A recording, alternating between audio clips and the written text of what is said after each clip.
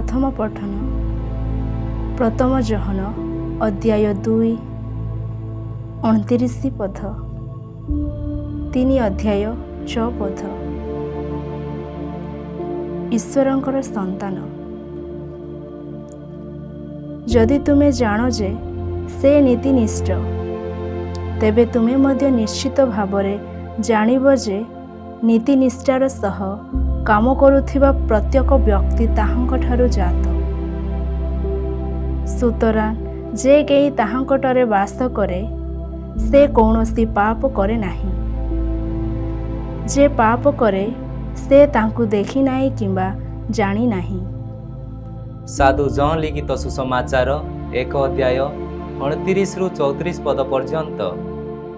ईश्वरंक मेष शावक ता पर दिन जीशु तांको पाखकु आसुथिबा देखि जॉन कहिले, एई देख ईश्वरंक मेष शावक जे जगतर पाप हरण करंती।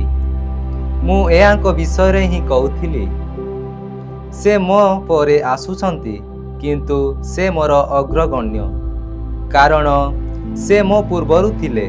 मु निजे तांकु जानि नथिली किंतु मु तांकु इस्राएल मध्यरे प्रकाशित करिबा सकाशे जलरे दीक्षा देई आसीछि।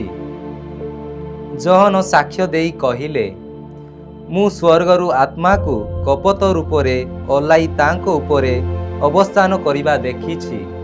मु निजे तांकु जानि नथिली किंतु जे मते जलरे दीक्षा देबाकू प्रेरण कले से मते कहिले, जाहांको उपरे आत्मा अवतीर्ण होई अवस्थान करिबा तुमे देखिबो से ही सेई व्यक्ति